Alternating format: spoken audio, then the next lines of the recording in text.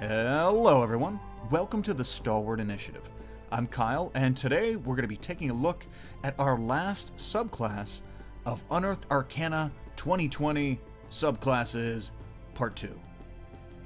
Long title. So we're going to be looking at the Clockwork Soul Sorcerer today, and this is going to round up this batch of Unearthed Arcana, and I'm anxious to get through this because I enjoyed all three of these subclasses, and yeah, anxious to see what you all think and if you've gotten a chance to play them at the table yet. So the Clockwork Soul. A plane of utmost order, Mechanus is a realm overseen by a godlike entity called Primus, whose actions are inscrutable and calculations vast. You, or someone from your lineage, might have become entangled in one of the machinations of the leader of the Modrones. Perhaps you were exposed to an artifact created by Primus, or your ancestor took part in the Great Modrone March in some way. The power of Mechanus can seem strange and alien to others, but for you, it's part of a vast and glorious system that others can't comprehend. At your option, you can pick from or roll on the Manifestations of Mechanus table to create a way your connection to the plane manifests while you are casting a spell. And they do give you a D6 table down here, and there's some pretty cool effects that kind of manifest itself when you're using your clockwork magic.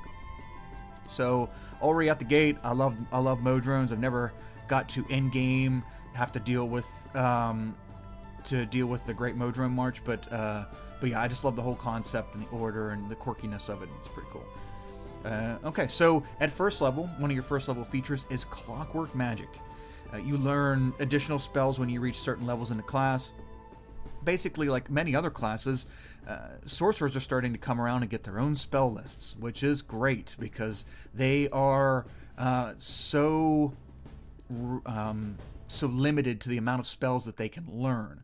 So they're powerful spellcasters. They can boost their spells with their meta magic, but they can only learn a very limited amount, and they're not prepared.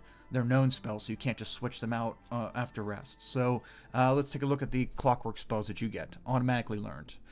So at first level, you get Alarm, Protection from Evil and Good, Find Traps, Heat Metal. Well, at third level, Find Traps and Heat Metal. At fifth level, Counterspell, Glyph of Warding. At seventh level, Arcane Eye, and I never pronounce this right.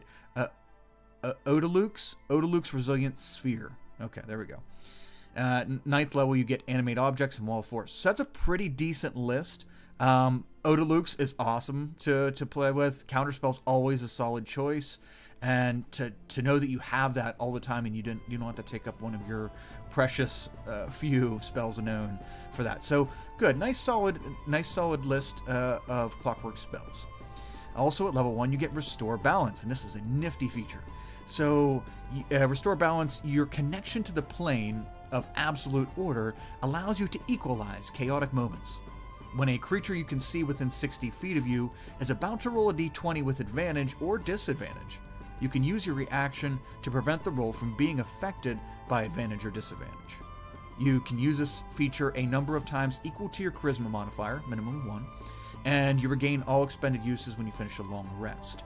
So this is great. This is I like this mechanic that you can affect whether someone has advantage or disadvantage on the fly just by using your reaction. And a number of times equal to your charisma modifier, that's great. So you're looking at hopefully like 2 or 3 or 2 to 4, I guess. But probably 2 or 3 starting out at level 1. That's not bad. That's better than on a short or long rest. I like having the option of using it more than once. So that is your first level ability. So compared to another good first level ability like the Divine Soul gets Divine Magic at first level, and I mean, come on, they get access to the entire cleric spell list. Yeah, and they get a free spell. That's a pretty good option as well. This is good though. This is actively good, whereas the Divine Soul one, the Divine Magic, is more of a scope, and yeah, will benefit that class the whole way through their progression. Okay, so at 6th level, you get Bulwark of Law, and you can imbue a creature with a shimmering shield of order. As an action, you can expend 1 to 5 sorcery points to create a magical ward around yourself or another creature you can see within 30 feet of you. The ward lasts until you finish a long rest or until you use this feature again. The ward is represented by a number of d8s equal to the number of sorcery points spent to create it. When the warded creature takes damage, it can use its reaction to spend a number of those dice, roll them, and reduce the damage taken by the total of the spent dice. So this is a nifty feature, though I think it seems a little weird because you're so about order, and they give you d8s to roll, causing random variables in there. Now, you know, I like the feature, and I kind of like. I would rather. I don't know. I would probably rather have the d8s than a solid. Let's say they went with 4. They just gave you the number 4. That's reliable, but having a d8 adds a little spice in there. Makes it a little spicy. So I do like that, but I'm not so sure it fits in with the whole order thing. But so yeah, basically you can give someone use 5 sorcery points or up to 5 sorcery points and give someone that many d8s and that they can use. I think, yeah, personally I think it's great. I think it's a solid option. Another pretty good level 6 option, the Draconic Sorcerer. They have elemental affinity. And that's a pretty decent one. That lets them add their charisma mod to all damage dealt of their type, of their dragon type. And also lets them spend a sorcery point to do something. Oh yeah, to gain resistance to that type for an hour. So yeah, that's a pretty solid option as well. This one is a little more, you don't know exactly how much you're going to get out of it, but it does give you something else to do with your sorcery points, and they're not really limiting you on it. So that's pretty cool. Next up, at 14th level, you get Trance of Order. You gain the ability to enter a state of clockwork consciousness as a bonus action. For the next minute, attack rolls against you can't benefit from advantage.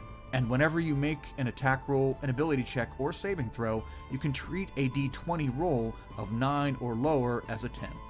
Once you use this action, it's confusing because you do it as a bonus action, but once you use this action, you can't use it again until you finish a long rest or expend 5 sorcery points to use it again. So this is pretty cool. I like this. It not letting them have advantage is good. It is good, but it's kind of situational. A lot of times that won't even come up. But the fact that you can roll no lower than a no lower than a 10 is great, especially at 14th level. So if you're making attacks at 14th level, your attack, like your spell attack modifiers, should probably be like 5 to 8. So that's pretty good because you'll get probably a minimum of 15 on that roll every time while that's going on. Not to mention your ability checks and saving throws. If you have proficiency in something at level 14, you know you're looking at minimums of like 15 for those rolls as well.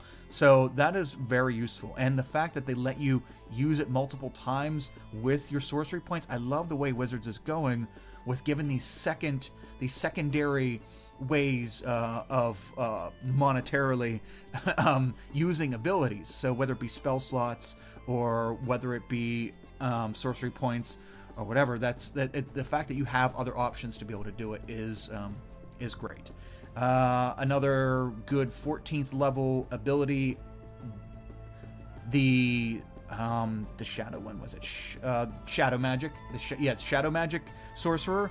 Their shadow walk. There we go.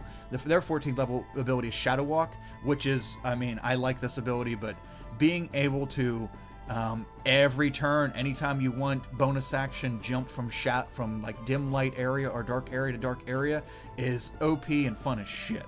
I haven't been able to do it myself. I only played a shadow sorcerer once, and it was not 14th level, sadly. But yeah, that would be super great in an Underdark campaign where you're just pinging around, and yeah, that would be great. So, but a pretty decent 14th level ability nonetheless. So their capstone ability, Clockwork Cavalcade. You summon spirits of order to restore balance around you. As an action, you summon the spirits in a 30-foot cube originating from you. The spirits look like Modrones or other constructs of your choice. The spirits are intangible and invulnerable, work fast and efficiently, and create the following effects within the cube before vanishing. The spirits restore up to 100 hit points, divided as you choose among any number of creatures of your choice in the cube.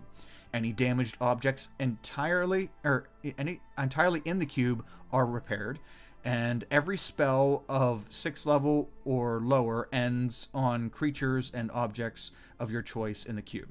Once you use this action, you can't use it again until you finish a long rest or expend 7 sorcery points to use it again. I really like this. Now, I've talked with some people about this. Some people think it's a little meh, but I think it's great. For one, it's AoE, a huge area, 30-foot cube, huge area. AoE, it's an AoE heal up to 100 points spread however you want.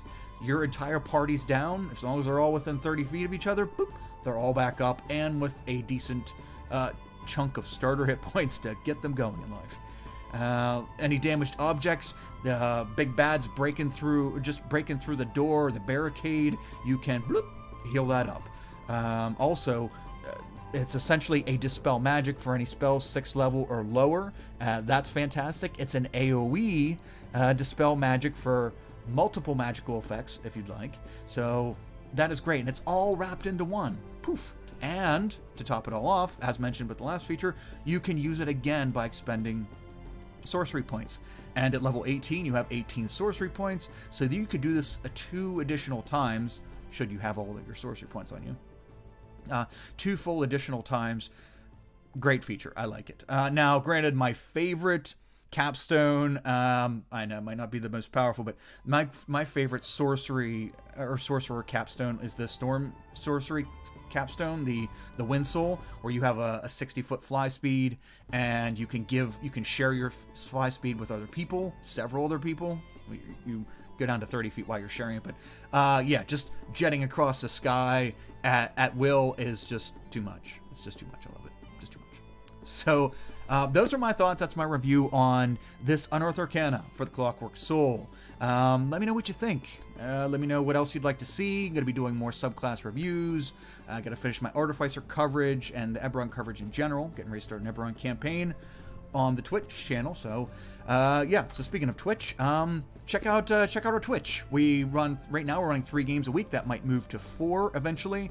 And hop over to our Discord community. You can get in on some one-shots. We do one of those 3 games is one-shots. Most Fridays we do community one-shots, so you can get on some one-shot games. And yeah, we just have a great time. It's all about community. And yeah, and I'd like to thank all of you for sticking around, and let me know what you think of the video. Thumbs up, subscribe, all that good stuff. Appreciate your support, and everyone have a wonderful day. See ya.